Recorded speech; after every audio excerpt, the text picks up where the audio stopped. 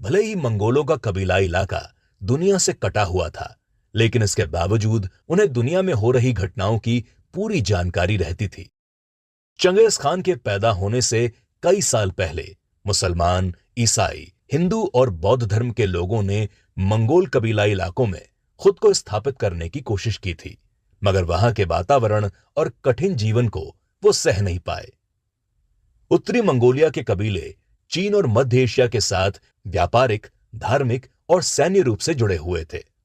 वहीं उत्तरी मंगोलिया के ये कबीले सिल्क रूट से पूरे तरीके से कटे हुए थे, क्योंकि सिल्क रूट गोबी रेगिस्तान के दक्षिण से गुजरता था, मगर इसके बावजूद सिल्क रूट से गुजरने वाले बेशकीमती सामानों की जानकारी इन कबीलों तक पहुंच जाती थी। इस कबीले के लोगों को यह मालूम था कि दक्षिण में सिल्क रूट की ओर खजाना मौजूद था, लेकिन इन बंजारे कबीलाई लोगों के लिए दक्षिण तक पहुंचने की बात असंभव सी मालूम होती थी। ऐसा इसलिए था क्योंकि उत्तरी मंगोलिया के ये कबीले आपस में लड़ने में ही अपना ज्यादातर वक्त गुजार देते थे। इसके अलावा ये कबीले बेहद छोटे छोटे हिस्सों में बटे हुए थे, जिस वजह से इनकी शक्ति केंद्रित नहीं थी। इन सब के अलावा कबीले के लोगों के पास जो समय बचता था, उसमें वो अपने खाने पीने के लिए शिकार ढूंढने में लगे रहते थे। तेमुजिन के बचपन के बारे में ज्यादा जानकारियां मौजूद नहीं है, लेकिन ऐसा माना जाता है कि तेमुजिन के पिता की नजरों में उसका महत्व बहुत ज्यादा नहीं था। ऐसा कहा जाता है कि एक दिन जब बोरेजिन कबीला अपने रहने की जगह बदल रहा था, तब तेमुजिन के पिता येसुगी उसे पीछे भूलकर चले गए थे। उस दौरान तेमुजिन की देखभाल दूसरे कबीले के सरदार द्वारा की गई थी। इसके कुछ समय बाद उस दूसरे कबीले के सरदार ने तेमुजिन को उस कबीले तक सुरक्षित और सकुशल पहुंचा दिया था। वहीं केवल 9 साल की उम्र में ही येसुगी तेमुजिन को लेकर उसके लिए लड़की ढूंढने चले गए थे।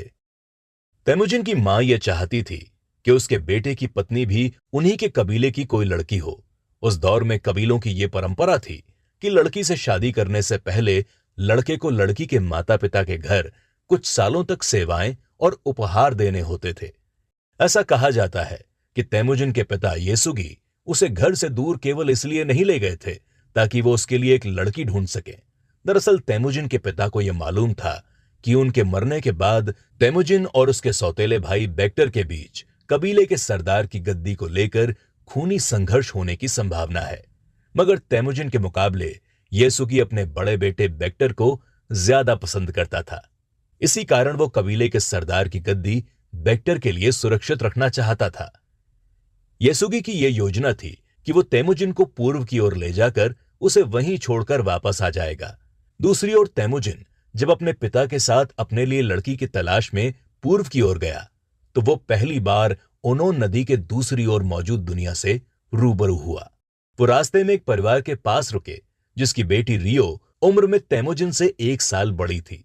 तेमुजिन और रियो एक दूसरे को काफी पसंद करने लगे और दोनों के माता पिता उनकी शादी करने के लिए राजी भी हो गए।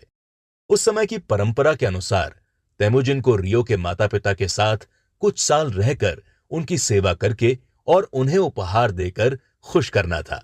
तेमुजिन के पिता येसुगी उसे रियो के माता पिता के घर छोड़कर वापस अपने कबीले की ओर रवाना हो गए। येसुगी जब अपने कबीले की ओर लौट रहा था तो उसने देखा कि तातार कबीले के कुछ लोग जश्न मना रहे थे। उस जश्न में बेहतरीन दावत का आयोजन भी किया गया था। यह वही तातार कबीला था जिसके योद्धा तेमुजिन उगे को मारकर येसुगी ने अपने बेटे का नाम तेमुजिन रखा था। जब येसुगी की मौत हुई तो उस समय उसकी 2 बीवियां थीं और उन दोनों बीवियों से उसको 7 बच्चे थे, जिनकी उम्र 10 साल से कम थी। इस कारण येसुगी का परिवार बेहद कमजोर पड़ चुका था।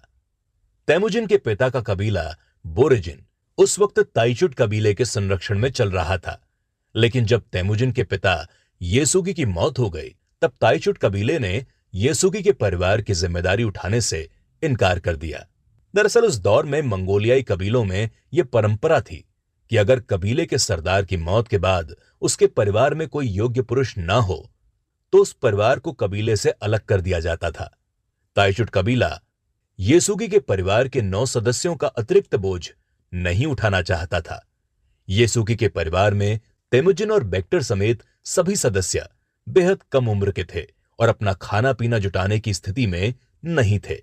इसीलिए अगर ताइचुट कबीला उन्हें अपने साथ रखता तो उन्हें उनके लिए भी खाने पीने का इंतजाम करना पड़ता। बाकी का कबीला जब येसुगी के परिवार को छोड़कर दूसरी जगह रहने जा रहा था, तब पूरे कबीले में केवल एक बूढ़े आदमी को छोड़कर किसी ने भी अपने पुराने सरदार येसुगी के परिवार की मदद करने की कोशिश नहीं की।